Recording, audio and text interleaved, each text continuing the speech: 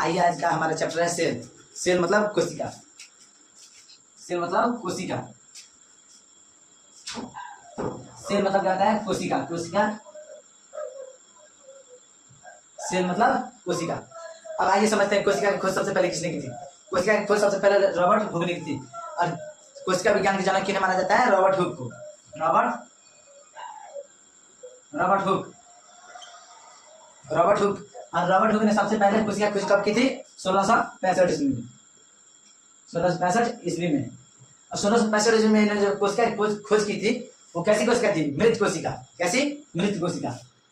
मृत कोशिका। मृत कोशिका। और हमें तो चाहिए जीवित कोशिका। जीवित कोशिका मतलब लिव कोशिका। लिव सेल चाहिए था हम लोग को। लिव सेल मतलब जीवित कोशिका। जीवित कोशिका। जीवित कोशिका। ठीक है। जीवित कोशिका खोज किसने की थी? The eleven hoc.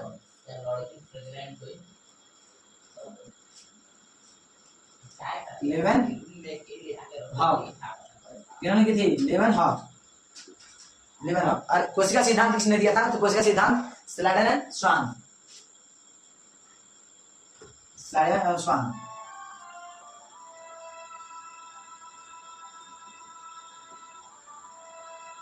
स्लाइडन and Schwann इन्होंने क्या दिया था? तो कोशिका सिद्धांत इन्हें का दिया हुआ है। इन्होंने नहीं बताया था हमारी अगर एक जगह कोशिका होती है तो अगल बगल कोशिका से भर देती है।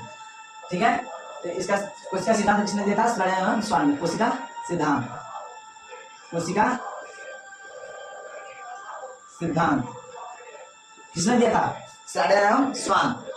तो यह हम बता सकते हैं कि सबसे पहले कोशिका खोज किसने की थी? रॉबर्ट हुक ने। कब की थी? 1665 में। कैसी कोशिका थी? मृत कोशिका।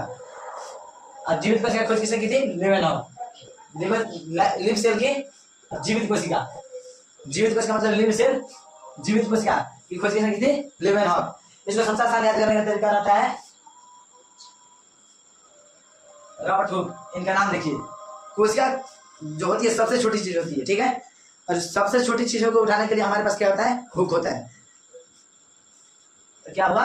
Robert Hooke. हुक से याद रखिए रॉबर्ट हुक। और लिव सेल। लिव सेल से याद रखिए लेवन हॉक। क्या याद रखिए? लेवन हॉक। इसका सिद्धांत किसने दिया था? स्लाइडन एंड स्वान। आइए और समझते हैं विश्व की सबसे बड़ी कोशिका। विश्व की सबसे बड़ी कोशिका और सबसे छोटी कोशिका। सबसे छोटी कोशिका में आता है माइक्रोप्लाज्मा। माइक्रोप्लाज्मा।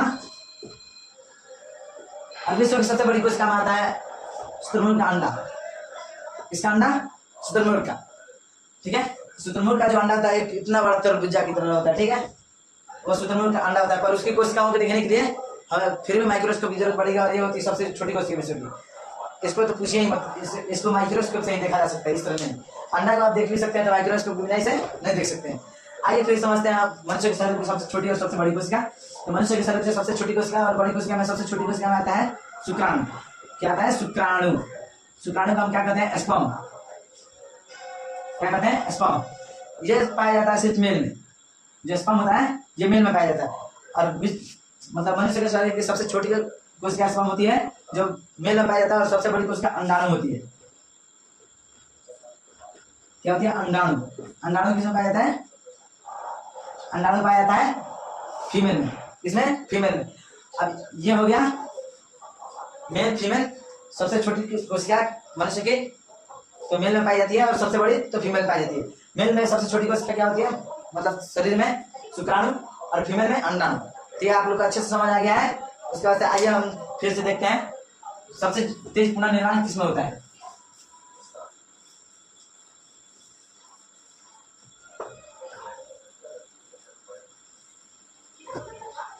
आइए समझते हैं सबसे तेज पुनर्निर्माण किसमें होता है।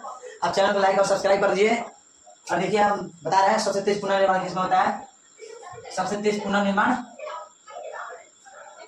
पुनर्निर्माण तेज निर्माण। तेज निर्माण किसमें होता है? तो सबसे तेज निर्माण होता है लीवर में। किस चीज में? लीवर। किसमें? लीवर में। किसमें होता है? लीवर में। लीवर को हम किस नाम से जानते हैं? यकृत। यकृत। सबसे तेज पुनर्निर्माण यकृत में होता है। सबसे धीमा मानिए कि धीमा होता ही नहीं पर होता है। सबसे धीमा होता है ब्रेन में। ब्रेन में क्या होता है? सबसे धीमा ब्रेन में होता है। और ब्रेन को हम लोग क्या कहते हैं? मस्तिष्क। और ये मस्तिष्क जो है इसमें सबसे धीमा होता है, क्योंकि किसी को आप मार दीजिए सर पे, तो अगर चमड़ा फटा तो उसका विभाजन हो गया, और हड्डी टूटी तो उसका विभाजन हो गया। अगर कहीं उसके मस्तिष्क में यानी ब्रेन में चोट आ गई तो जो खून के आने जाने का रास्ता होता है, इसमें खून जम जाता है, तो इसके आने जाने का रास्ता है इतना। कितना है? इतना है। अब अगर इसमें इतना बड़ा कुछ, इतना पतला जो होता है पाइप में, इतना बड़ा गेंद डाल दीजिएगा तो पास होगा? नहीं होगा। तो यही खून जम जाता है तो आदमी का शरीर नहीं काम करता, क्योंकि शरीर का सब पूरा जो एमसीबी होता है, जिस तरह घर का एमसीबी होता है कि मेन लाइट वहीं पर रहता है, उसी तरह शरीर का है। शरीर का एमसीबी किसको माना जाएगा? ब्रेन को। किसको? ब्रेन को। किसको? ब्रेन को माना जाता है। अब जब ब्रेन में जाने वाला खून कहीं बंद हो जाएगा रास्ता, तो शरीर में कहाँ से जाएगा? कहीं नहीं काम करेगा शरीर। जैसे ही ये ब्रेन में खून जमता है तब वाला 2-4 एमसीबी गिरा देगा, तो ना हाथ काम करेगा, ना पैर काम करेगा, ना शरीर काम करेगा। उसी तरह आइए आगे बढ़ते हैं। हाँ, और सबसे तेज पुनर्निर्माण किसमें होता है? लिवर में। कोई चाकू मारेगा तो किसमें बोलिएगा मारने के लिए? लिवर में। किस साइड में? दाएं साइड में, क्योंकि लिवर दाएं साइड में होता है।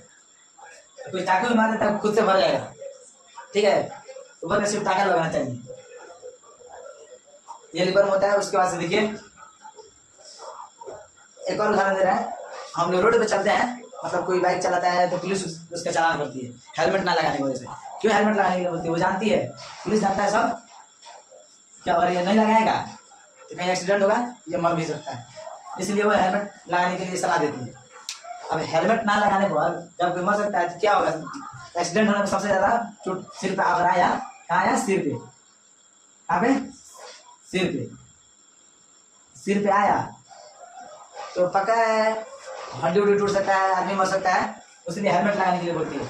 और किस कानून के अंतर्गत होती है? संविधान के अनुच्छेद 21वें के अनुसार। संविधान का अनुच्छेद 21वें के अनुसार। संविधान का अनुच्छेद 21वां क्या कहता है? 21वां अनुच्छेद,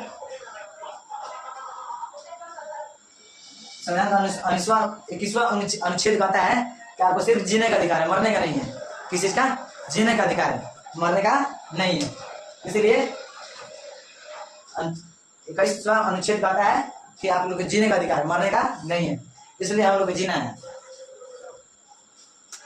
और जो ये सेल होता है कोशिका, ये कोशिका 2 प्रकार की होती है। अब आइए वो भी समझते हैं कितने प्रकार की होती है।